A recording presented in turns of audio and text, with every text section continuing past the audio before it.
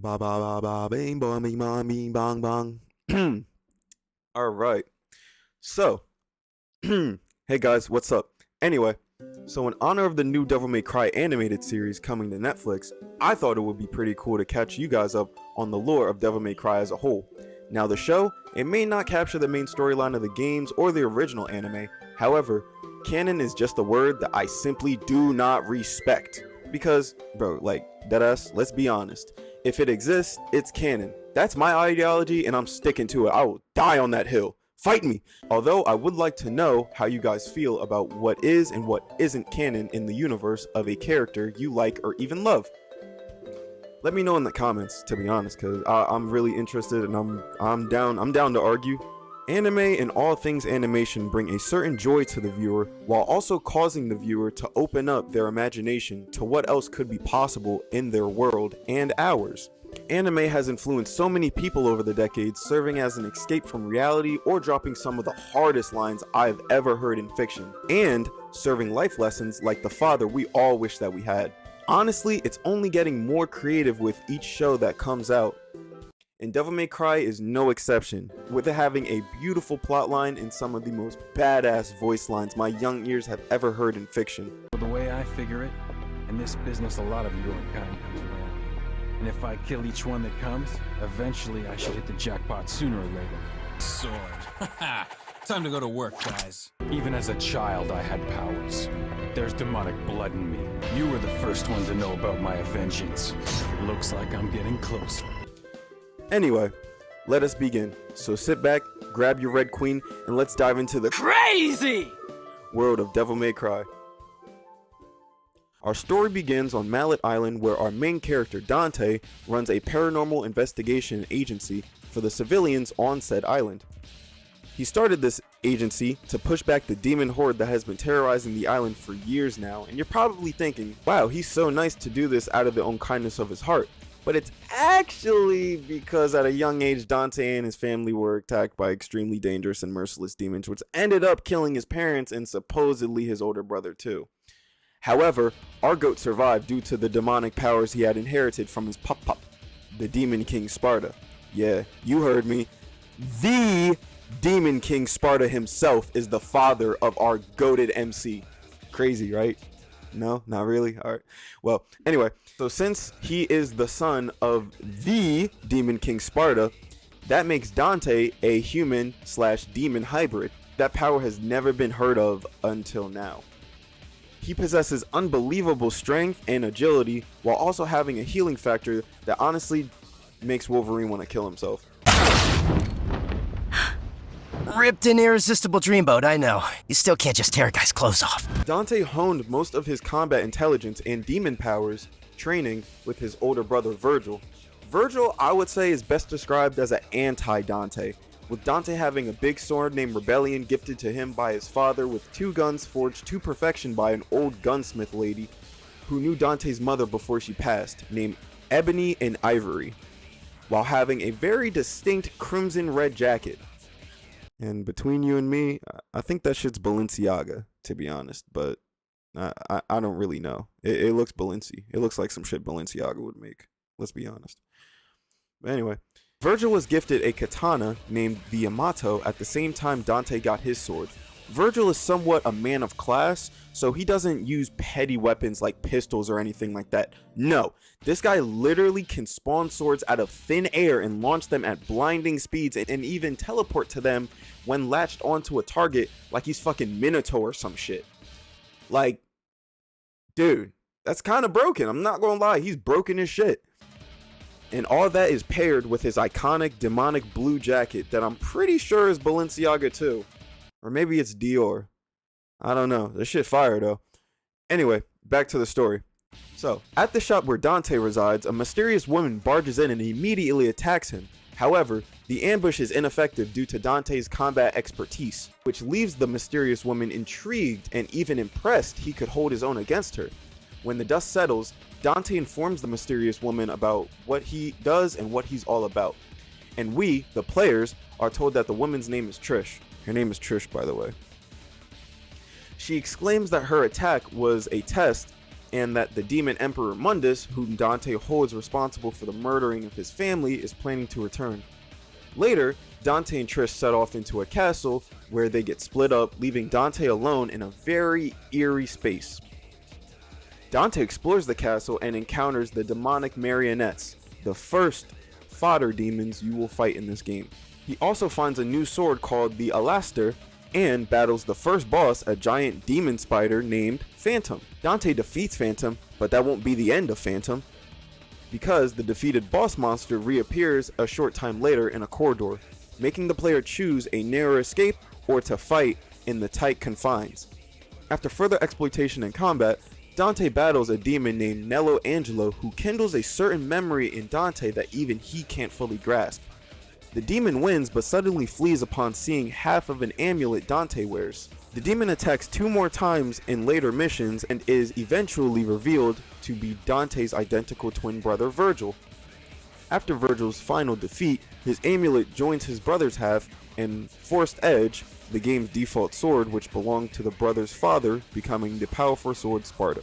Later, Dante meets back up with Trish, where she betrays him and reveals that she is in fact working with Mundus, which causes a feud. You should know better than to trust a stranger.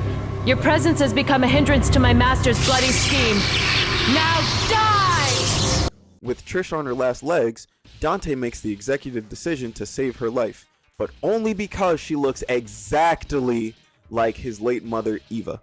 Oh, by the way, Trish is a demon created by Mundus to weaken Dante, hence why she double-crossed him.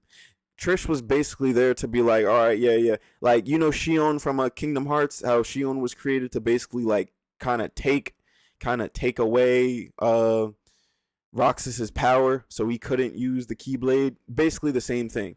Trish was basically created to hang around Dante and like weaken that nigga so that Mundus could like kill him in one fell swoop. You know, real pussy shit. But anyway, Dante leaves Trish to set out to find Mundus, but not without letting her know that she's a worthless lowlife that should die alone. Nah, he didn't really say that, but he really told her like, even though that she has like the face of his mom, she will never have the fire in her heart like Eva did. Real life Sigma shit right there. I'm not gonna lie, that's some hard ass shit. Don't come any closer, you devil! You may look like my mother, but you're nowhere close to her. You have no soul. You have the face, but you'll never have her fire!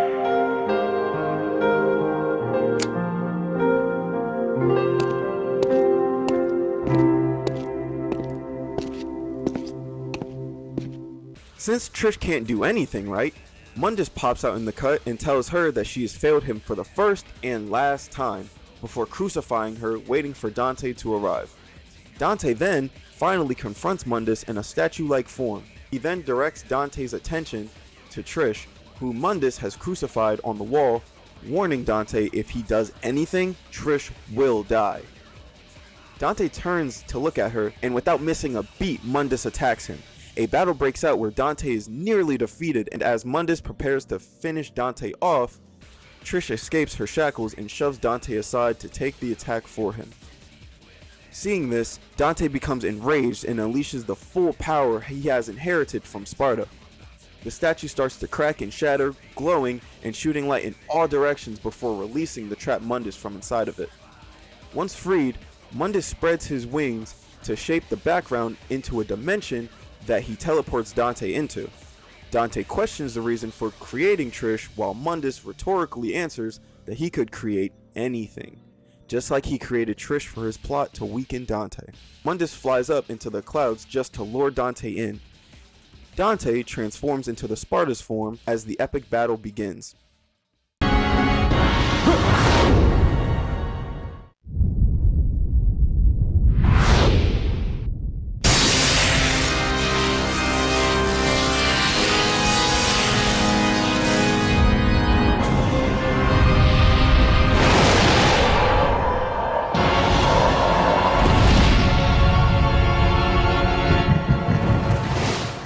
Battle concludes. Dante is victorious and leaves the amulet and the sword with Trish's immobilized body before departing. Later, Mundus returns and corners Dante, who is now greatly weakened. Mundus being greatly weakened. Mundus is weak right now. Don't get tripped up. Before he can flee the island, Trish comes just in time and lends Dante her power. Dante defeats Mundus, who vows to return and rule the human world. When Trish tries to apologize, she begins to cry, and Dante tells her it means she has become human and not just a devil, because Devils never cry. Dante and Trish escape on a plane as the island collapses. After the credits, it is revealed that Trish and Dante are now working together as partners and has renamed the shop Devil Never Cry.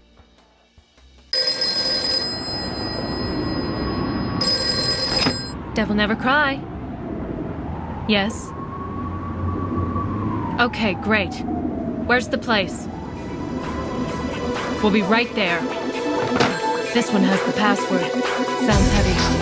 Okay, let's get it over with in 10 minutes. Can't let a single one of those suckers live. 5 minutes. More than enough.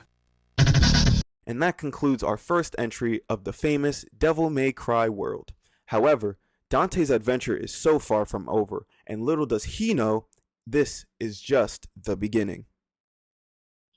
I wanted to thank you guys for joining in.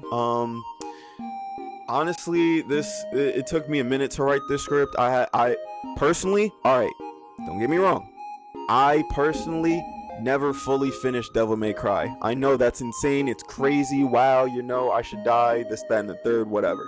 But I've seen enough people play it, I've seen enough reviews on it, I've done my own research, like, I know the game. I know the game, dude. But all in all, if you guys want to, like, you know, if there's anything that I got wrong, let me know in the comments. If you guys just want to, you know, yap about how terrible my video was, you know, do that in the comments. Leave a like, subscribe, this, that, and the third. If you really did genuinely enjoy the video and you enjoy this type of content, let me know. Other than that, yeah, I'm gonna catch y'all later. Oh, and by the way, I'm gonna be doing a playthrough, a full not commentary, but I'm gonna be doing a full playthrough of Devil May Cry 4 on my channel, so stay tuned for that. But first, I want to get the first 3 games. I want to summarize the first 3 games before I do that, because I'm gonna summarize the 4th game, or I should play it. No. Yeah, that's what I'm gonna do. I'm gonna summarize the first 3, I'm gonna play the 4th, and then I'm gonna summarize the 5th. But all in all, I love you guys. You guys are everything to me. I love all of you guys, and I will catch you guys in the next video. Yes, sir.